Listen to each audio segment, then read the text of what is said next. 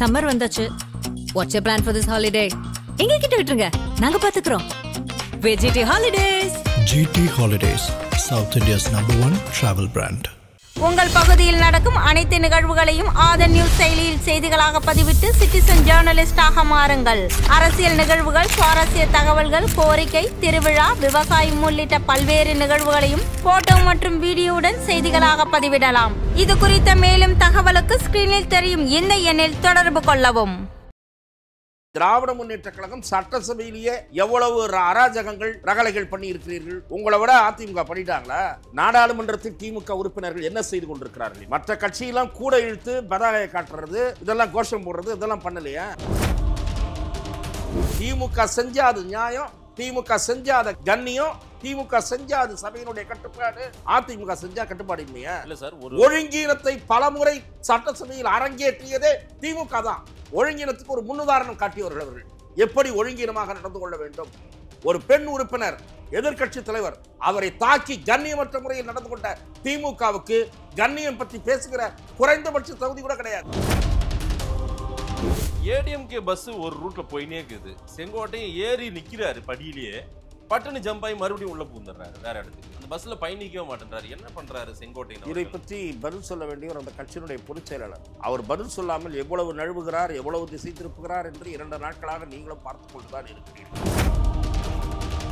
அதிமுக நிர்வாகிகளை கூட ஏமாத்தலாம், அது கூட இன்னொரு 1 மாசம் ஏமாத்தலாம். 1 மாசத்துக்கு மேல இந்த கேஸ் அவர் இழுக்கட்டுமே. அதிமுகவில் கலகம் வெடிக்கிறதா இல்லையா என்று 1 மாதத்துக்கு பின் நாம் உட்கார்ந்து பேசுவோம். செங்கோட்டையன் நிர்மலா சீதாராமன் சந்திப்பு, செங்கோட்டையன் கேசி பழனிசாமி சந்திப்பு, சீமான் நிர்மலா சீதாராமன் சந்திப்பு என பல விஷயங்கள் செய்திகளா உலாவிட்டே இருக்குது. இதுல எந்த சந்திப்பு தான் நடந்தது? கேசிபி நிர்மலா சீதாராமன் நடந்துச்சா, செங்கோட்டையன் நிர்மலா சீதாராமன் நடந்துச்சா, சீமான் மறுத்து விட்டார்? என்ன இந்த செய்தியெல்லாம் பரவுது? ஒரு கூட்டணி வைக்க விரும்புகிற கட்சி, நீங்க அப்படிதான் இதை பார்க்கணும். கூட்டணி வைப்பதற்கு விரும்புகிற ஒரு பிஜேபி விரும்புது. ஆமா, யார் யாரெல்லாம் பிரிஞ்சிருக்காங்களோ அவங்களை எல்லாம் பாக்குதுன்னா இது மத்த ஸ்டேட்ல பண்ற அரசியல் இங்க உட்கார்ந்து பண்ணி அப்படி எல்லாம் பண்ண. எங்கெல்லாம் பஞ்சாயத்து இருக்கோ அங்க ஏன் மூக்க நுழைக்கணும் பிஜேபி? சரி, மூக்க நுழைக்கிறாங்கன்றீங்களா, உங்க கட்சி ஆளுங்க ஏன் அதுக்கு இடம் தராங்க? அப்படிலாம் தர நினைக்காதீங்க. ஒரு கட்சியினுடைய நலன்ல அக்கறை உள்ளவங்க சொல்றாங்க. திரு சைரிய துரைசாமி அறிக்கை வெளியிட்டாரு. எதனால வெளியிட்டாரு? அவருக்கு போய் இவர் கேட்கிறாரு, முனுசாமி கிண்டல் பண்றாரு. முனுசாமி வேடந்தாங்கல் பறவை போல ஓ பன்னீர்செல்வத்தோட போய் ஒட்டிட்டு இருந்தாரு. அப்புறம் ஓ பன்னீர்செல்வத்திலிருந்து திடீர்னு டைவர்ச்சி எடப்பாடி பக்கம் போனாரு. எடப்பாடி கிட்ட ஒட்டிட்டாரு. அங்க இருந்த சீனியர்கள் 1-2 பேரை தள்ளினாரு. ஆக இவரெல்லாம் செங்கோட்டையனை விமர்சிக்க கூடாது. செங்கோட்டையனுக்கு என்று ஒரு வரலாறு இருக்கிறது. ஆதன் தமிழர்களுக்கு வணக்கம். பல்வேறு துறைகளில் ஆக சிறந்த ஆளுமைகளை சந்தித்து நாம் நேர்காணல் எடுத்து வருகிறோம். அந்த வகையில் மீண்டும் நம்மோடு இணைந்திருக்கிறார் மூத்த பத்திரிகையாளர் திரு துக்ளக் ரமேஷ் அவர்கள். அவரிடம் கேட்பதற்கு நிறைய இருக்குன்னு வாருங்கள், அவரிடமே கேட்போம். வணக்கம் திரு துக்ளக் ரமேஷ். வணக்கம். இன்று காலை தலைமைச் செயலக நிகழ்வுகள் எல்லாம் பார்த்து விட்டு இங்க வந்திருக்கீங்க. அங்கு நடந்ததெல்லாம் நீங்களும் பார்த்திருக்கீங்க. யார் அந்த தியாகி அப்படின்ற பேட்ஜ் அணிந்து அதிமுக சட்டமன்ற உறுப்பினர்கள் உள்ள போனாங்க. அதற்கு பிறகு பேசுவதற்கு வாய்ப்பு கொடுக்கலன்னு சொல்லி வெளியே வந்து ஒரு போர்க்களம் நடந்தது. பிளஸ் அவங்க கோஷமெல்லாம் போட்டு பத்திரிகையாளர் சந்திப்பெல்லாம் நடந்தது. தியாகிகள் யாருன்னா அதிமுக தலைவர்கள் தான், நீங்களாம் தான் பெரிய தியாகிகள் அப்படின்ற மாதிரி விமர்சனம். அதற்கு பிறகு தொண்டர்கள், திமுக தொண்டர்கள் தான் தியாகிகள், ஏன்னா தலைவரே ஆக முடியாதுல்ல அப்படின்ற மாறி மாறி பரஸ்பர விமர்சனம் எல்லாம் நடந்துட்டு இருக்குது. ஆனால் திரு செங்கோட்டையன் உடன் வந்தார், உடனே உள்ள போய் மறுபடியும் அங்க விவாதத்துல பங்கேற்கிறார். பேட்ச் எல்லாம் கழட்டிட்டு தான் நீங்க பேசணும்னாலையும் ஓகேன்னு சொல்றாரு. என்ன நடந்தது சட்டசபைக்குள்ளார? அதிமுக டாஸ்மாக் அலுவலகத்தில் நடந்த சோதனை, அமலாக்கத்துறையின் சோதனை விஷயத்தை அரசு சட்டசபையில் எழுப்பி அந்த அமலாக்கத்துறை சம்பந்தப்பட்ட வழக்கை சென்னை உயர்நீதிமன்றத்திலிருந்து மாற்ற வேண்டும் என்று தமிழக அரசு போட்டிருக்கக்கூடிய முறையீடு குறித்து கேள்வி எழுப்பதற்கு சட்டசபையில் முற்பட்டிருக்கிறது. இது நியாயமாக அனுமதிக்கப்பட்டிருக்க வேண்டும். ஆனால் பேரவைத் தலைவர் அனுமதி மறுத்திருக்கிறார். பேட்ஜை அணிந்து வந்ததற்கும் பதாகையை காட்டியதற்கும் எதிர்ப்பு தெரிவித்து வெளியேற்றம் செய்து பிறகு முதலமைச்சர் கேட்டுக்கொண்டதற்கு பிறகு அதை தளர்த்தி இருக்கிறார். என்னை பொறுத்தவரை இந்த ஒட்டுமொத்த நடவடிக்கையையும் கடந்த காலத்தில் திராவிட முன்னேற்ற கழகம் ஜனநாயகத்தின் குரல் வழியை நெரிக்கும் நடவடிக்கைகள் என்று எத்தகைய நடவடிக்கைகளை விமர்சித்தனவோ அதே போக்கை, அதே அணுகுமுறைத்தான் திராவிட முன்னேற்ற கழக ஆட்சியும் கடைபிடிக்கிறது. அல்லது இன்றைய சபாநாயகரும் கடைபிடிக்கிறார் என்று நான் பார்க்கிறேன். இது கோர்ட்ல இருக்கிற ஒண்ணு தானே, சபாநாயகர் அதான் சொல்றாரு. கோர்ட்டில் இருக்கக்கூடிய விஷயத்தை பேரவையில் எழுப்பக்கூடாது என்று விதி கிடையாது. இல்ல விவாதம் நடக்கும்போது பரஸ்பரமா அது கோர்ட்டையும் மீறி ஒரு ட்ரையல் நடக்கும். இல்ல வழக்கிற்குள் சென்று அவர்கள் கேட்பது சிம்பிள் கொஸ்டின். கோர்ட்ல இருக்கக்கூடிய விஷயத்தை கூட நான் விரிவாக விவாதிக்க அனுமதிக்க முடியாதுன்னு சொல்லலாம். சில நேரங்களில் நீதிமன்றத்தின் முன் நிலுவையில் இருக்கக்கூடிய வழக்கு பற்றி பேரவையில் விவாதிக்கப்பட்டிருக்கிறது. ஆனால் வழக்கின் மெரிட் அல்லது அதனுடைய உள்ளே புகுந்து விவாதிக்க முடியாது. ஏன்னா அதை ஜட்ஜஸுடைய அப்சர்வேஷன்ஸை கோட் பண்ணக்கூடாது. இப்படியான சில வரைமுறைகள் வகுத்து கொண்டு விவாதங்கள் நடைபெற்றிருக்கின்றன. அவ்வளவு தூரம் கூட போக வேண்டாம். ஏன் அந்த வழக்கை நீங்கள் மாற்ற வேண்டும்? ரகுபதி சட்ட அமைச்சர் அவர்கள் வெளியே சொன்னார் அல்லவா, ஒரே வழக்காக கிளப் பண்ண வேண்டும் என்று ஒரு வரியிலே சொன்னார். அதையே சற்று விளக்கமாக அதை சொல்லிவிட்டு பேச அனுமதித்திருக்கலாம். இரண்டாவது, சபாநாயகர் போட்ட உத்தரவு என்பது எனக்கு சிரிப்பை வரவழைக்கிறது. ஒரு நாள் இல்ல இந்த பேட்ஜை அடையக்கூடாது, பதாகையை காட்டக்கூடாது. நாடாளுமன்றத்தில் திமுக உறுப்பினர்கள் என்ன செய்து கொண்டிருக்கிறார்கள் என்று மற்ற கட்சியெல்லாம் கூட இழுத்து பதாகையை காட்டுறது, இதெல்லாம் கோஷம் போடுறது, இதெல்லாம் பண்ணலையா? இல்ல மற்ற கட்சியை இழுத்தா மற்ற கட்சியும் கூட சேர்த்து வச்சுக்கிட்டு கோஷம் போடுறது, வெளியில காந்தி சிலைக்கு முன்னாடி போராட்டம் நடத்துறது, இதெல்லாம் நீங்க பண்ணலையா? நீங்க திராவிட முன்னேற்ற கழகம் சட்டசபையிலேயே எவ்வளவு அராஜகங்கள் ரகளைகள் பண்ணி இருக்கிறீர்கள். உங்களை விட அதிமுக பண்ணிட்டாங்களா? உங்ககிட்ட இருந்து கத்துக்கிட்டு இன்னும் நிறைய பண்ணணும். சபாநாயகர் அப்பாவு அவர்கள் டீச்சரா இருந்தவர். வித் டியூ ரெஸ்பெக்ட் அப்பாவு அவருக்கு நான் நினைவுபடுத்துறேன். அவருக்கெல்லாம் கடந்த கால வரலாறு தெரியாது. 1980 84 அதிமுக ஆட்சி ராஜாராம் அவர்கள் சபாநாயகர், PS பாண்டியன் அவர்கள் துணை சபாநாயகர்.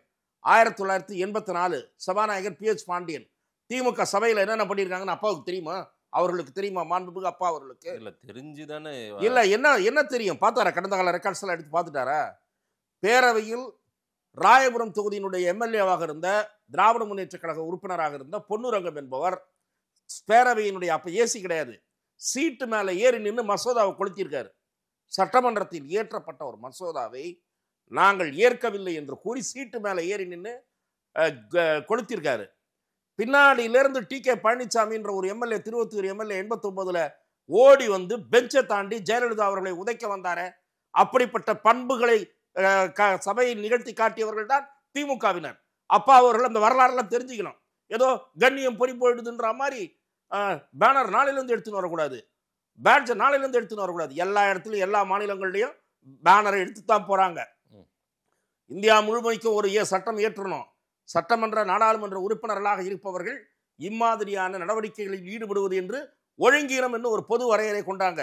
திமுக செஞ்சாது நியாயம், திமுக செஞ்சாத கண்ணியம், திமுக செஞ்சாது சபையினுடைய கட்டுப்பாடு, அதிமுக செஞ்சா கட்டுப்பாடு இல்லையா? இல்ல சார், ஒழுங்கீனத்தை பலமுறை சட்டசபையில் அரங்கேற்றியதே திமுக தான். ஒழுங்கீனத்துக்கு ஒரு முன்னுதாரணம் காட்டியவர்கள் அவர்கள். எப்படி ஒழுங்கீனமாக நடந்து கொள்ள வேண்டும்?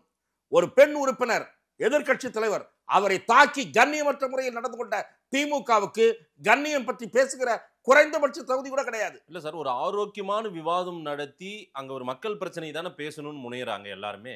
திரு செங்கோட்டையன் அந்த விவாதத்தையும் அனுமதிக்க மறுக்கிறீங்க. டாஸ்மாக் அமலாக்கத்துறை என்றால் இந்த அரசு பதறுவது ஏன்? அமலாக்கத்துறை என்றால் திமுக பதறுவது ஏன்? ஏன்னா அவ்வளவு மாட்டிட்டு இருக்காங்க. இல்ல துக்ளக் ரமேஷ் தனிப்பட்ட முறையிலேயே எனக்கு இந்த விவாதம் குறித்து, அதாவது இந்த ED ரெய்டு, 1000 கோடி ஊழல், டாஸ்மாக் குறித்தான விவாதம் குறித்து தனிப்பட்ட முறையில் பேசும்போதே ஒரு வார்த்தை சொன்னீங்க. செந்தில் பாலாஜி மேல தேவையில்லாம குறி வைக்கிறாங்க இங்க. ஆனா அது அந்த எக்ஸைஸ் டியூட்டிக்கு மேல அதை விற்பனை செய்ய முடியாதுன்னு எனக்கு இல்ல. நான் சொல்லுவது எக்ஸைஸ் டியூட்டிக்கு மேல எல்லா கடையிலையும் கொண்டு போய் பாட்டில் கொடுத்து இவர் சொல்றாரு இல்லையா, திரு PTR பழனிவேல் தியாகராஜன். அது சம்பந்தமாக நான் மதுபான கடைகளில் பணியாற்றுகிறவர 1-2 நண்பர்களிடம் ஒரு பத்திரிகையாளராக விசாரிப்பதற்கு சூப்பர்வைசர் என்ற நிலையில் இருப்பவர்களிடம் நான் பேச முற்பட்ட போது 3000 கோடி 2000 கோடின்னு முதல்ல இந்த ஊழல் நடந்ததுன்னு சொன்னவரே PTR தியாகராஜன் தான், அதிமுக இல்லை. அதை இன்றைய முதலமைச்சர் நினைவில் வைத்துக் கொள்ள வேண்டும். PTR-ஆல் தான் இவ்வளவு ஏழ்றையும் வந்ததுன்னு அவர் தெரிஞ்சுக்கணும். நான் சூப்பர்வைசர்கிட்ட பேசும்போது என்ன சொன்னாங்க, எக்ஸைஸ் ஸ்டாம்ப் இல்லாத பாட்டில் கொண்டு கடையில் இறக்க முடியாது. புரியுதா உங்களுக்கு? இது சொல்லுகிறார்கள். ஏன்னா அத்தனை கடையினுடைய ஸ்டாஃபு கோஆபரேஷன் வேணும், சூப்பர்வைசருடைய கோஆபரேஷன் வேணும். ஸோ இது வேணுமானால் FL3 FL2 இருக்கிற பாரில் கொண்டு போய் கொடுக்கலாம். அது ஒரு சில நடக்கக்கூடிய விஷயங்கள். ஹோட்டல்கள் ஹோட்டல்கள் கட்சி பிரமுகர்களுடைய ஆதரவோடு நடைபெறுகிற ஹோட்டல்கள் வேணா நடைபெறலாம் என்று சொல்லுகிறார்கள். இது ஒரு பக்கம் இருக்கட்டும். நான் கேள்விப்படுவது, இந்த முறை அமலாக்கத்துறை நடத்திய சோதனை, இப்போது அமலாக்கத்துறை மேற்கொண்டு வருகிற விசாரணை, இவையெல்லாம் திரு செந்தில் பாலாஜி அவர்கள் சிறையில் இருந்த காலகட்டத்தில் யார் வசூல் வேலையை பார்த்தது, அப்போது கொள்முதல் முடிவுகள் எல்லாம் யார் எடுத்தது, அப்போது அந்த பணம் எங்கே போனது என்கிற சந்தேகங்கள் அல்லது சில துப்புகள் அடிப்படையில் இந்த விசாரணைகள் நடைபெற்றிருப்பதாக நான் அறிகிறேன். அமலாக்கத்துறையினுடைய சோதனை என்பது ஏன் திராவிட முன்னேற்ற கழகத்திற்கு பதற்றத்தை வரவழைக்கிறது? ஒரு விசித்திரமான மனுவை இதுவரை இந்திய அரசியலில் எந்த மாநிலத்திலும் போடாத அளவுக்கு ஒரு அரசாங்கம் ஒரு ஊழல் நடவடிக்கையில் குறுக்கிட்டு இந்த மாநிலத்தில், அதுவும் தங்கள் சொந்த மாநிலத்தில், இது எவ்வளவு விசித்திரம் பாருங்கள். செல்வி ஜெயலலிதாவுடைய வழக்கு இங்கே நடைபெறக்கூடாது என்று ஆந்திராவுக்கு மாற்ற சொல்லி கர்நாடகாவுக்கோ ஆந்திராவுக்கோ மாற்ற வேண்டும் என்று பேராசிரியர் அன்பழகன் மனு போட்டாரு. இப்போ உங்க ஆட்சியில் ஹைகோர்ட்ல வழக்கு நடக்குது, ஏன் பதறீங்க? இல்ல சார், இங்க அந்த மாதிரி பதட்டம் இருக்கிறதா உங்களுக்கு பதட்டம் இருக்கு. அரவிந்த் கெஜ்ரிவால் சீக்கிரமா எடுக்க முடியும். இருங்க, ஒரே சார், அரவிந்த் கெஜ்ரிவாலை தூக்கி உள்ள வைக்க முடியுது. மனிஷ் சிசோடியாவை பண்ணீங்க, கவிதாவை பண்ணுச்சு. ஆனால் தமிழ்நாடு விஷயத்துல இவங்க கிட்ட செந்தில் பாலாஜியா கேட்கிறாரு, என்ன நீங்க என்ன ஆதாரத்துல நீங்க ஆதாரமே இல்லாமல் தான் அவர் நீண்ட நாள் சிறையில் வைப்பதற்கு உச்ச நீதிமன்றமோ அல்லது ஹைகோர்ட்டோ அல்லது அவரே கேட்கிறாரு சார். இல்ல நான் சொல்றேன் சார், ஒரே ஒரு நிமிஷம். ஆதாரங்கள்லாம் வரும், வராமல்லாம் பெயில் கொடுக்க மாட்டேன்னு சொல்ல மாட்டாங்க. குறிப்பிட்ட இதுல சீல்டு கவர்ல கொடுப்பாங்க. பெயில் ரிஜெக்ட் பண்றது எப்படி ரிஜெக்ட் பண்ணாங்க? satisfactory evidences should be submitted before the trial court or the higher courts. அது இருந்தா தான் அலோவ் பண்ணுவாங்க. சரி, நான் ஒன்று சொல்லிடுறேன். இப்போ நீங்கள் ஆதாரம் வருதா வரலையான்றதெல்லாம் இல்லைன்னா அமலாக்கத்துறை அசிங்கப்படும். இன்னும் ஆதாரம் இல்லாமல்லாம் அதெல்லாம் பண்ண முடியாது. இவ்வளோ நீளம் பல இடங்களில் போயிட்டு வந்துட்டாங்க, பல விவகாரங்களை தோண்டி எடுத்திருக்காங்க. நான் கேட்பது, உங்களுக்கு மடியில் கனம் இல்லை சார். வழக்கு எங்கே வேணால் சந்திக்க தயார், எந்த கோர்ட்டில் வேணால் சந்திக்க தயார், வாங்க நாங்கள் பார்த்துறோம் வழக்குன்னு சொல்ல வேண்டியது தானே. அதற்கு பதிலாக பல லட்சங்கள்லாம் சாதாரணம் இல்லை, 10 லட்சம் 20 லட்சம்லாம் சர்வ சாதாரணமாக வாங்குகிற வழக்கறிஞர்களை வச்சு நீங்கள் வாதாடுறீங்க. ஏன்? இந்தியாவினுடைய மிக பிரபலமான வழக்கறிஞர்கள் ஒரே நேரத்தில் இறங்குகிறார்கள், உச்ச நீதிமன்றத்திலும் சில நீதிமன்றங்களிலும். ஆகவே அமலாக்கத்துறையினுடைய பிடி இறுகுகிற காரணத்தால் திராவிட முன்னேற்ற கழகத்திடம் பதட்டம் தெரிகிறது. அந்த பதட்டம் தான் சட்டசபையிலும் வெளிப்பட்டிருக்கிறது என்று நான் பார்க்கிறேன். யார் அந்த சார், யார் அந்த தியாகி, இந்த மாதிரியான கேள்விகளுக்கு இப்போதைக்கு விடை கிடைக்கும் என்று தோன்றவில்லை. இதை ஒரு ஃபார்முலா மாதிரி வச்சுக்கிட்டு ஏடிஎம்கே அவங்க பொலிட்டிக்கலா மூவ் பண்றாங்களா? நிச்சயமாக யாரா இருந்தாலும் அந்த பொலிட்டிக்கல் மைலேஜ் எடுக்க தான் பார்ப்பாங்க. பொலிட்டிக்கல் மைலேஜ் எடுக்க எந்த இவர் நம்ம மாண்புமிகு முதலமைச்சர் சொல்லி கொடுத்தது தான் சார். யாரும் வேற யாரெல்லாம் சொல்லி தரல. என்ன சொல்லி கொடுத்தாரு? முதலமைச்சர் தான் சொல்லி தந்தார். எதிர்கட்சிகள் அரசியல் செய்யும், அவியல் செய்வதற்காக எதிர்கட்சிகள் இருக்கின்றன அப்படின்னு சொல்லி கொடுத்துருக்காரு. அதனால் அந்த அரசியலை காலதாமதமாக திரு எடப்பாடி பழனிசாமியும் அதிமுகவும் செய்து கொண்டிருக்கிறது. அண்ணாமலை வீரியத்துடன் செய்து கொண்டிருந்தார். இப்போது அண்ணாமலை அவர்கள் நீடிப்பாரா இல்லையா என்ற கேள்வி தொடர்ந்து கொண்டிருக்கிற காரணத்தால் இப்போது எடப்பாடி பழனிசாமி அந்த ஸ்பேஸை, நடுவில் கோட்டை விட்ட அந்த ஸ்பேஸை நிரப்புவதற்கான முயற்சியில் ஈடுபட்டிருக்கிறார் என்று நான் பார்க்கிறேன். அதிமுக எழுப்புகிற கேள்விகள் நியாயமானவை. பதில் சொல்ல கடமைப்பட்டிருக்கிற அரசு பதட்டப்படுகிறது. விவாதத்தை அனுமதிக்க வேண்டிய சபாநாயகர் மிரட்டுகிறார். ஆகவே ஜனநாயக பூர்வமான எதிர் நடவடிக்கையாக நான் இதை பார்க்கவில்லை. ஏடிஎம்கே பஸ் ஒரு ரூட்ல போயினே இருக்குது. செங்கோட்டையும் ஏறி நிக்கிறாரு படியிலேயே, பட்டுன்னு ஜம்ப் ஆகி மறுபடியும் உள்ள பூந்துடுறாரு வேற இடத்துக்கு. அந்த பஸ்ல பயணிக்கவே மாட்டேன்றாரு. என்ன பண்றாரு செங்கோட்டையன்? இதை பற்றி பதில் சொல்ல வேண்டியவர் அந்த கட்சியினுடைய பொதுச் செயலாளர். அவர் பதில் சொல்லாமல் எவ்வளவு நழுவுகிறார், எவ்வளவு திசை திருப்புகிறார் என்று 2 நாட்களாக நீங்களும் பார்த்து கொண்டுதான் இருக்கிறீர்கள். பதில் சொல்ல வேண்டியவர் ஏங்க, அவர் யாரை பார்த்தா உங்களுக்கு என்னங்கன்றாரு? நாங்கள் ஒன்றாதாங்க இருக்கிறோன்றாரு. திமுகவை பற்றி கேள்வி கேளுங்க, அதிமுகவை பற்றி கேட்காதீங்கன்றாரு. முனுசாமி எங்கள் கட்சியினுடைய சீனியர் லீடர் என்கிறாரு. இதெல்லாம் நெருடலாக இருக்கக்கூடிய அம்சங்களில் நேரடி பதில் சொல்ல மறுக்கிறார் எடப்பாடி பழனிசாமி. ஆனால் நேரடியாக பதில் சொல்லக்கூடிய எளிய கேள்விகளுக்கு போட்டு குழப்புகிறார். நேரடியாக பதில் சொல்ல வேண்டிய எளிய கேள்வி எது? அமித்ஷா அவர்களுடன் 1 மணி நேரம் ஆலோசனை நடத்தினீர்களே, கூட்டணி பற்றி என்று அவங்க அங்கே சொல்லுகிறார்களே என்று கேட்டால், நான் கூட்டணி பற்றி பேசவில்லை, அரசியல் பற்றி பேசவில்லை, பொது பிரச்சனை பற்றி பேசுகிறேன் என்று உங்கள் காதிலும் என் காதிலும் பூ சுற்றுவதற்கு திரு எடப்பாடி பழனிசாமி முயற்சிக்கிறார். நான் பூவை கழட்டி ஏற்றுக்கொள்வது தயாராக காலம் இருக்குல்ல, அது வரைக்கும் அவங்க தள்ளிதானே சார் போடுவாங்க. யாரா இருந்தாலுமே இவ்வளவு சீக்கிரம் அவருக்கு கால அவகாசத்தை அவர் எடுத்துக் கொள்ளலாம். இன்னொரு கட்சி அதற்காக காத்திருக்காது. நீங்கள் உங்கள் கட்சிக்காரர்களை ஏமாற்றுகிறீர்கள், இன்னொரு கட்சியும் ஏமாற்றுகிறாரு. யாரை ஏமாத்திட்டாரு? அதிமுகவை ஏமாற்றுகிறார். அதிமுக அவர் கட்சி சார், அது அந்த கட்சியின் தலைவர் சார். அவரு இருங்க, ஹைகமாண்ட் அவர்தான். ஆமா, நீங்கள் சொல்லுவதெல்லாம் நான் ஏற்றுக்கொள்கிறேன். முதுகுக்கு பின்னால் என்னென்ன பேசிக் கொண்டிருக்கிறார்கள், எதுவரை இதை அனுமதிப்பது என்று பேசிக் கொண்டிருக்கிறார்கள். யார் அனுமதிக்கிறது? திரு எடப்பாடி பழனிசாமி அவர்களை இந்த மாதிரி காதில் பூசுட்டுகிற வேலையை தொடர்வதற்கு நாம் எத்தனை நாள் விட்டு வைப்பது என்று அந்த கட்சிக்குள் கேள்விகள் பிறந்து விட்டன. அப்படி யாரும் வெளிப்படையா பேச உங்களுக்கு தெரியாது சார், எனக்கு தெரியும். நான் ஒரு நாளைக்கு 10 பேர்கிட்ட பேசிட்டு இருக்கேன். அவர்களுக்குள் இந்த விவாதம் தொடங்கி இருக்கிறது.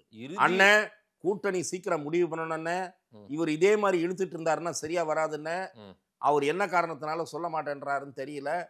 கூட்டணியை சீக்கிரம் முடிவு பண்ணலன்னா கிரவுண்ட் வரைக்கும் போய் அது ஜெல்லாகாது. கிரவுண்ட் வரைக்கும் ஒர்க் பண்ணணும். ஒரு 2-3 மாதம் கழிச்சு போராட்டம்லாம் மெதுவாக ஸ்டார்ட் பண்ணணும். 9வது மாதம் 10வது மாதத்துக்குள்ளே எல்லாம் ஒரு எழுச்சி வரணும்னா இன்னொரு 2 மாசத்துல கீழே எல்லாரும் ஒன்று சேர்ந்து வேலையை ஆரம்பிக்கணும். மேலும் மேலும் தாமதப்படுத்தக்கூடாது. இவையெல்லாம் அதிமுகவினுடைய முன்னாள் அமைச்சர்கள் கூடி பேசிய விஷயங்கள் இல்ல சார். முன்னாள் அமைச்சர் பெருமக்கள், அதிமுகவின் முன்னாள் அமைச்சர் பெருமக்கள், அதிமுகவின் முக்கிய நிர்வாகிகள், தொண்டர்கள் வரைக்கும் ஒரு என்ன நடக்குதுன்னே தெரியாத அளவுக்கு தான் எடப்பாடி அரசியல் பண்ணிட்டு இருக்காரா என்ன நடக்குதுன்னு தெரியாம இல்லை. நான் உங்களுக்கு அதைத்தான் உங்களுக்கு நேர்காணலில் உங்களுக்கு சொன்னா யாருக்கு சொன்னேன்னு தெரியல. எம்ஜிஆர் அவர்களுடைய திரைப்படத்தில் ஒரு புகழ்பெற்ற வசனம் உண்டு, தெரியுமா உங்களுக்கு? என்னுடைய நினைவு சரியாக இருக்குமானால் ஒருதாய் மக்கள் என்பது அந்த திரைப்படத்தின் பெயர். அதில் அந்த வசனம் ரொம்ப புகழ்பெற்ற வசனம். சிலரை பலகாலம் ஏமாற்றலாம், பலரை சில காலம் ஏமாற்றலாம், எல்லோரையும் எல்லா காலத்திலும் ஏமாற்ற முடியாது அப்படின்னு எம்ஜிஆர் பேசுவார். அந்த வசனம் இன்றைக்கு அரசியலில் யாருக்கு பொருந்தும் என்றால் திரு எடப்பாடி பழனிசாமி அவர்களுக்கு. யாரை ஏமாத்திட்டார் சார்? இப்போ என்ன சொல்றீங்க நீங்க? அவர் ஏமாற்றுவதாக நினைத்துக் கொண்டிருக்கிறார். யார? பாரதிய ஜனதாவை. அதே மாதிரி அதிமுகவில் இருக்கக்கூடிய முக்கிய பிரமுகர்களுக்கு வருது கூட்டணி வருது கூட்டணி வருது, நான் டெல்லி போய் பேசிட்டு வந்துட்டேன்றாரு. ஆனால் அதிமுக முக்கிய பிரமுகர்களுக்கு அந்த சந்திப்பின் போது இவர் மகனும் அங்கே போயிருந்தார் என்பது எத்தனை பேருக்கு தெரியும்? உங்களுக்கு தெரியுமா? இல்ல, திரு வேலுமணி அவர்கள் KP முனுசாமி போனாங்க, திரு CV சண்முகம் அங்க இருந்தாரு, உடன் இன்னொரு முக்கிய நிர்வாகி ஒருத்தர் இருந்தார் ஃபைல்லாம் வச்சுக்கிட்டு. அவ்வளவுதான் நம்ம பார்த்தது, அவ்வளவுதானே சீன்ல பார்த்தது, அவ்வளவுதான். திரு எடப்பாடி பழனிசாமி அவர்களும் நான் கேள்விப்பட்டது, பாரதிய ஜனதா கட்சியினுடைய வட்டாரத்திலிருந்து நான் கேள்விப்படுவது, திரு எடப்பாடி பழனிசாமி அவர்களுடைய மகனும் டெல்லி சந்திப்பில் இருந்ததாக சொல்லுகிறார். அமித்ஷாவோட ஒருவேளை டிரான்ஸ்லேட்டர் மிதுனா இருக்குமா வாய்ப்பு இருக்கும்? எனக்கு தெரியாது. இது பற்றியெல்லாம் நான் எதற்காக சொல்லுகிறேன் என்றால், அதிமுக வட்டாரத்தில் ஒரு முக்கிய பிரமுகரிடம் நான் பேசிக் கொண்டிருந்தேன். இப்படி ஒரு செய்தி கேள்விப்படுகிறோமே, அது உண்மையா என்று. அவர் சொன்னார், நாங்களும் அதே மாதிரி கேள்விப்பட்டோம், அப்படி போனதாக ஒரு தகவல் இருக்கிறது. எதற்காக என்பது எங்களுக்கு தெரியாது, உண்மையாக இருப்பின் அது எதற்காக என்பது எங்களுக்கு தெரியாது என்கிறார்கள். எதற்காக நான் இதை சொல்லுகிறேன் என்றால், பாரதிய ஜனதாவினுடைய உறவு உண்டா இல்லையா என்று உங்களுடைய பழைய நிலைப்பாட்டில் உறவு உண்டா இல்லையா என்ற கேள்விக்கு அவரிடம் பதில் இல்லை. உங்கள் பழைய நிலைப்பாட்டில் உறுதியாக இருக்கிறீர்களா? இது நேரடியான கேள்வி. பின் பாயிண்ட் கொஸ்டின் என்று சொல்லுவார்கள் ஆங்கிலத்தில். பாரதிய ஜனதாவோடு உறவு இல்லை, இப்போதும் இல்லை, 29 இல்லை, 26 இல்லை என்று சொன்னார் அல்லவா? அந்த நிலையில் உறுதியாக இருக்கிறீர்களா? திரு அண்ணாமலை உறுதியாக இருந்தார். ஏர்போர்ட்ல நிருபர்கள் கேட்டார்கள், டெல்லி சென்று திரும்பிய பிறகு, உங்களுடைய பழைய நிலையில் உறுதியாக இருக்கிறீர்களா? ஆமாம், உறுதியாக இருக்கிறேன். அதுதான் தைரியம். இவரிடம் கேட்டார்கள். இல்ல, ஒரு சாதுரியம் இல்ல, மண்ணாங்கட்டி சாதுரியம், வழவழா குழகுழ அரசியல். 2000 பழைய நிலையில் நீங்கள் 26 ஒரு கூட்டணி கிடையாது. அவரு ஏதோ ஒரு பாஜகவோடு பாஜக அரசியல் ஏதோ பண்றாரு சார். அவரு தந்திர அரசியல் இல்லை, தந்திர அரசியல் இல்லை, எல்லோரையும் ஏமாற்றுகிற செயல். பாஜகவையும் ஏமாற்ற முயற்சிப்பது. பாஜக இவரோட பெரிய ஆள்லாம் பார்த்து முழுங்கிட்டு சுக்கு கழகம் குடிச்சிருவாங்க. இவரெல்லாம் அவருக்கு ஒண்ணுமே கிடையாது. இவங்கெல்லாம் அவங்க பாஜகவுக்கு ஒண்ணுமே கிடையாது. என்ன ஆகவே இவர் யார அதிமுக நிர்வாகிகளை கூட ஏமாத்தலாம், அது கூட இன்னொரு 1 மாசம் ஏமாத்தலாம். 1 மாசத்துக்கு மேல இந்த கேஸ் அவர் இழுக்கட்டுமே. அதிமுகவில் கலகம் வெடிக்கிறதா இல்லையா என்று 1 மாதத்துக்கு பின் நாம் உட்கார்ந்து பேசுவோம். இல்ல, செங்கோட்டையனே 25 நாளா ஏதோ பண்ணிட்டு இருக்காரு. அவராலையும் ஏன் அவரே உங்கள் ஏன் நீக்க முடியவில்லை? செங்கோட்டையனை ஏன் நீக்க முடியவில்லை?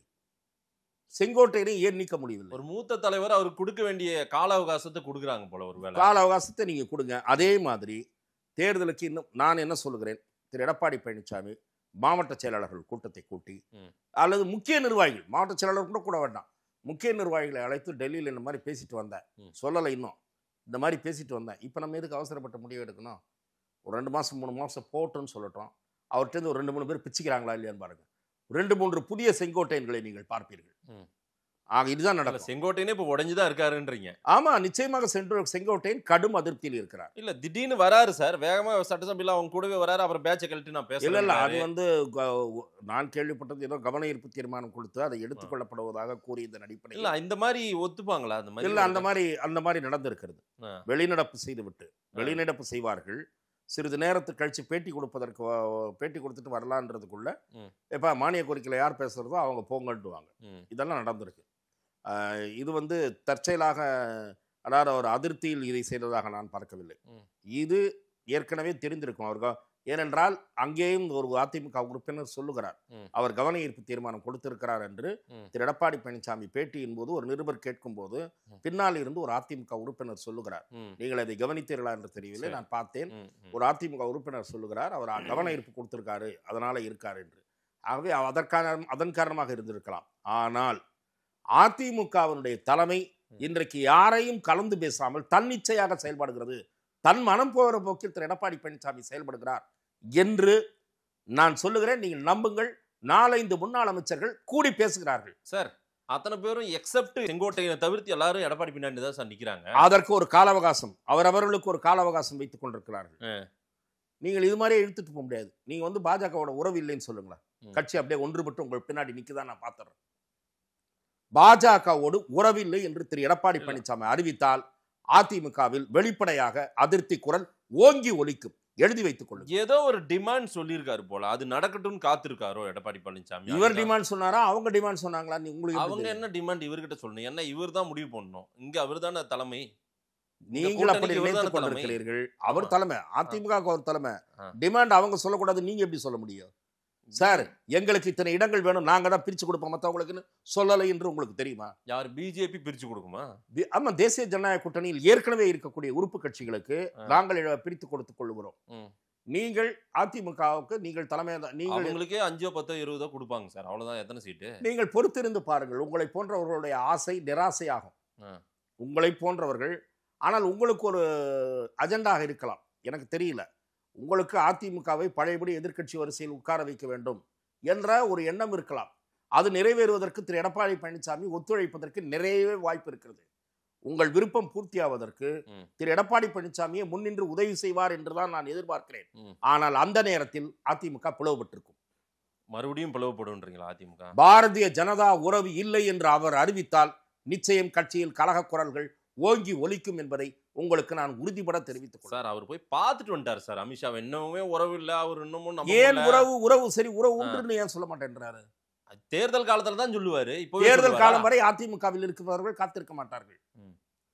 நான் உங்களுக்கு சொல்றேன் சார், நீங்க அதிமுக கழுத்துல கத்தி வச்சுக்கிட்டு என்ன மாதேஷ் அவர்களே, நீங்கள் இல்ல நீங்கள் என்னிடம் அடுத்த வாரம் திரு எடப்பாடி பழனிசாமியிடம் பேட்டி கேட்பதாக சொல்லி இருக்கிறீர்கள். திரு எடப்பாடி பழனிசாமியிடம் டிசம்பர் வரை நீங்கள் கூட்டணி குறித்து முடிவெடுக்காமல் இருப்பீர்களா என்று ஒரு கேள்வி கேட்டு அந்த பதிலை தயவு செய்து ஒளிபரப்புங்கள். அதன் பிறகு இது குறித்து நாம் பேசுவோம். செங்கோட்டையன் நிர்மலா சீதாராமன் சந்திப்பு, செங்கோட்டையன் கேசி பழனிசாமி சந்திப்பு, சீமான் நிர்மலா சீதாராமன் சந்திப்பு என பல விஷயங்கள் செய்திகளா உலாவிட்டே இருக்குது. இதுல எந்த சந்திப்பு தான் நடந்தது? கேசிபி நிர்மலா சீதாராமன் நடந்துச்சா, செங்கோட்டையன் நிர்மலா சீதாராமன் நடந்துச்சா, சீமான் மறுத்து விட்டார், என்ன இந்த செய்தியெல்லாம் பரவுது? திரு சீமான் அவர்கள் மறுப்பை நான் ஏற்றுக்கொள்கிறேன். ஏனென்றால் சந்தித்து விட்டு சந்திக்கவில்லை என்று சொல்லக்கூடிய பண்புடையவர் அல்ல, தைரியமாக வெளிப்படுத்தக்கூடியவர். எந்த ஒரு கருத்தையுமே தைரியமாக தமிழக அரசியல் களத்தில் வெளிப்படுத்துகிற சிலரில் அவர் ஒரு குறிப்பிடத்தக்கவர். எப்படி அண்ணாமலை அவர்கள் துணிச்சலோடு பொதுவெளியில் எந்த கருத்தான இருந்தாலும் சொல்லிவிட்டு அந்த கருத்தில் உறுதியாக இருக்கிறாரோ அதே போல இருக்கக்கூடியவர் தான் நண்பர் சீமான்.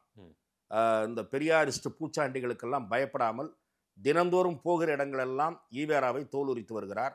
ஆகவே திரு சீமான் பயப்படக்கூடியவர் அல்ல. திருமதி நிர்மலா சீதாராமன் மாண்புமிகு மத்திய நிதியமைச்சர் அவர்களை கேசி பழனிசாமி அவர்கள் சந்தித்தது புகைப்படமே வெளிவந்திருக்கிறது. நானும் அவரோடு பேசி அதை உறுதிப்படுத்தி கொண்டேன். திரு கேசி பழனிசாமி அதிமுக விவகாரங்கள் குறித்து திருமதி நிர்மலா சீதாராமனிடம் உரையாடி இருக்கிறார். ஒன்றுபட்ட அதிமுகவிலிருந்து பிரிந்தவர்கள், நீக்கப்பட்டவர்கள், விலக்கப்பட்டவர்கள், விலகியவர்கள், தாங்களாக விலகியவர்கள், ஒதுங்கி கொண்டிருப்பவர்கள், இவர்கள் அத்தனை பேரையும் சேர்த்து பழைய எம்ஜிஆர் கால அதிமுகவை வலிமைப்படுத்தி அந்த அதிமுகவுடன் பாஜக கூட்டணி அமைப்பதுதான் சரியாக இருக்கும் என்பது திரு கே.சி. பழனிசாமியினுடைய பார்வை. எப்படி பிஜேபி கூட்டணியே பிடிக்காது இருங்க வர அது இப்போது அவர் நினைக்கிறார். திரு விஜயுடைய எதிர்பார்ப்பை பார்த்த பிறகு அந்த முடிவுக்கு வந்திருக்கலாம். திரு விஜய் கற்பனை உலகத்தில் சஞ்சரிக்கிறார் அல்லவா. அதிமுகவினுடைய நீங்கள் தான் நம்பவில்லை. நான் சொன்னேன், அவருக்கும் தெரிந்திருக்கிறது, பலருக்கும் தெரிந்திருக்கிறது. மாதேஷ் தான் இருட்டறையில் உட்கார்ந்து கொண்டு தேடுவதைப் போல விஜய் அப்படி சொன்னாரா இப்படி சொன்னாரா என்று கேட்டுக்கொண்டிருக்கிறீர்கள். விஜய் நான் முதலமைச்சர், என் தலைமையை ஏற்று எடப்பாடி பழனிசாமி வர தயாராக இருந்தால் கூட்டணி பற்றி பேசலாம் என்று அவருடைய பிரதிநிதி தெரிவித்ததாக எனக்கு சொன்னார்கள். அவர்களுடைய கட்சியினுடைய செய்தி தொடர்பாளர் அண்டர் எஸ்டிமேட் பண்றாங்க எடப்பாடி எல்லாரும். இல்ல நான் சொல்லுகிறேன். அதன் பிறகுதான் நீங்க சொல்றீங்களே கே.சி. பழனிசாமி ஏன் பிஜேபி ஆதரவா மாறல, வலிமையான கூட்டணி தேவைன்னு நினைக்கிறார். விஜய் வரமாட்டார் என்று அவரும் புரிந்து கொண்டிருக்கிறார். சரி, ஆகவே திரு கே.சி. பழனிசாமி நாம் எங்கேயோ விலகி செல்ல வேண்டாம். நிர்மலா சீதாராமன் திரு கே.சி. பழனிசாமி திருமதி நிர்மலா சீதாராமனை சந்தித்தது உண்மை. அவரே என்னிடம் தெரிவித்தார். அதிமுகவை வலிமைப்படுத்தி கூட்டணி வைப்பதுதான் வெற்றிக்கு வழிவகுக்கும் என்று பேசியதாக அவர் சொல்லுகிறார். திரு செங்கோட்டையன் அவர்கள் அண்மையிலே திருமதி நிர்மலா சீதாராமன் சென்னைக்கு வந்து சந்தித்ததாக ஒரு தகவல் உண்டு. நான் அதை ஊர்ஜிதப்படுத்தவில்லை. ஆனால் டெல்லி சென்று அவர் சந்தித்தது உண்மை என்று நான் அறிகிறேன். அவரும் ஏதோ பஞ்சாயத்து தானே, ஏடிஎம்கே பஞ்சாயத்தா? அண்ணா திராவிட முன்னேற்ற கழகம். அவரே யாரோ ஒரு ஊடகவியலாளர் தனிப்பட்ட முறையில் கேட்டபோதோ ஏதோ சொன்னதாக நான் பார்த்தேன். ஒரு மூத்த பத்திரிகையாளர் தன்னுடைய முகநூல் பதிவில் இன்று பதிவு செய்திருக்கிறார். அவர் வதந்திகளை பதிவு செய்யக்கூடியவர் அல்ல, என்னுடைய மதிப்புக்குரிய பத்திரிகையாளர். அவர் பதிவு செய்திருக்கிறார்.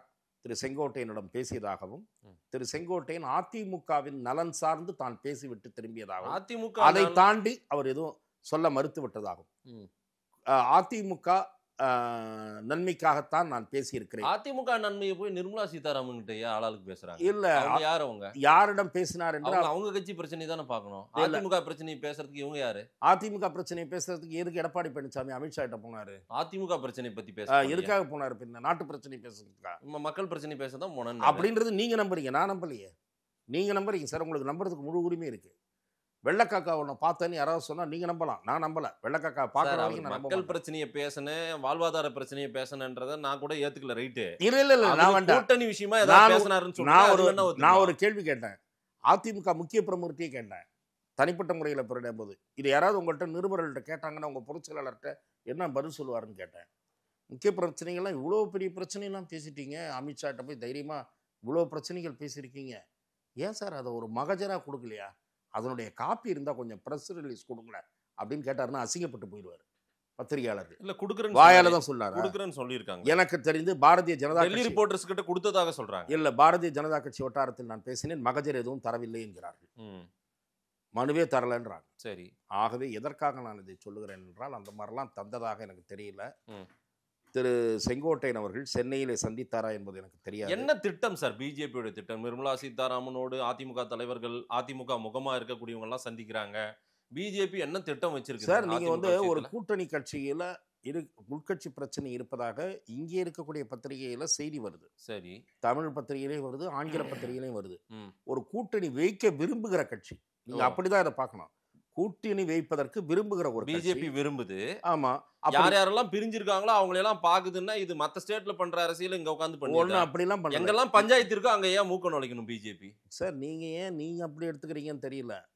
சரி, மூக்க நுழைக்கிறாங்கன்றீங்களா, உங்க கட்சி ஆளுங்க ஏன் அதுக்கு இடம் தராங்க? அப்படிலாம் தர நினைக்காதீங்க. ஒரு கட்சியினுடைய நலன்ல அக்கறை உள்ளவங்க சொல்றாங்க. திரு சைரிய துரைசாமி அறிக்கை வெளியிட்டாரு. எதனால வெளியிட்டாரு? அதிமுகவினுடைய ஆரம்பகால உறுப்பினர் அவருக்கு போய் KP முனுசாமி வந்து பதில் சொல்றாரு, செங்கோட்டையனுக்கு வைகை செல்வம் பதில் சொல்றாரு. இதெல்லாம் பார்த்தா எனக்கு சிரிப்பா இருக்கு. வைகை செல்வம் 10th or 12th படிச்சுட்டு இருப்பாரு. செங்கோட்டையன் குள்ளம்பாளையம் கிளைக்கழக செயலாளராகவும் பஞ்சாயத்து தலைவராகவும் அதிமுகவில் இணைந்த போது வைகை செல்வன் என்ன பொசிஷன்ல இருந்தாரு? ஒரு முன்னாள் அமைச்சர். இன்னைக்கு என்ன சார் முன்னாள் அமைச்சர் சார் இருந்தாரு, ரைட்டு. நான் கேட்கறது செங்கோட்டையன் என்ன ஸ்டேட்டஸ், செங்கோட்டையன் சீனியாரிட்டி என்ன, உங்க சீனியாரிட்டி என்ன? இன்னைக்கு செல்வாக்கு. அதே மாதிரி தாமரை கொடி ஏற்றினவங்கள ஒருவர் சைரிய துரைசாமி. கருணாநிதி அவர்கள் முதலமைச்சரா, பவர்ஃபுல் முதலமைச்சரா, ஆல் பவர்ஃபுல். ஒரு அதிமுக காரனுக்கு அந்த தைரியம் வராது. இன்னைக்கு நான் சவால் விட்டு சொல்றேன், சேலஞ்ச் பண்ணி சொல்றேன். 181 உறுப்பினர்கள் திராவிட முன்னேற்ற கழகத்தில் எம்ஜிஆரோடு சில சட்டமன்ற உறுப்பினர்கள் போயிட்டாங்க. சைதாப்பேட்டையில் கூட்டம், கலைஞருடைய கூட்டம், மேடையில் ஏறி அந்த செயற்குழு உறுப்பினர்கள் 12 பேர் தேய்ச்சி குளிக்கணும்னு சொல்லிட்டு மாலையை போட்டாங்க, பின்னி பரட்டி எடுத்துட்டாங்க.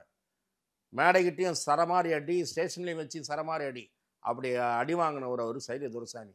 அவருக்கு போய் இவர் கேட்குறாரு, முனுசாமி கிண்டல் பண்ணுறாரு. முனுசாமி வேடந்தாங்கல் பறவை போல ஓ பன்னீர்செல்வத்தோட போய் ஒட்டிகிட்டு இருந்தார். அப்புறம் ஓ பன்னீர்செல்வத்திலிருந்து திடீர்னு டைவர்ச்சி எடப்பாடி பக்கம் போனார். எடப்பாடி கிட்ட ஒட்டிக்கிட்டாரு. அங்கே இருந்த சீனியர்கள் 1-2 பேரை தள்ளினாரு. ஆக இவரெல்லாம் செங்கோட்டையனை விமர்சிக்க கூடாது. செங்கோட்டையனுக்கென்று ஒரு வரலாறு இருக்கிறது. ஆகவே தியாக கட்சியில் செங்கோட்டையன் சைரிய துரைசாமிக்கு சொல்கிறேன். சைரிய துரைசாமி அடிபட்டு மேலே வந்தவர். அவர் இப்போ ஒதுங்கி இருக்காரு, அவருக்கு ஒன்றும் சம்பந்தம் கிடையாதுன்றார் முனுசாமி. உண்மைதான்.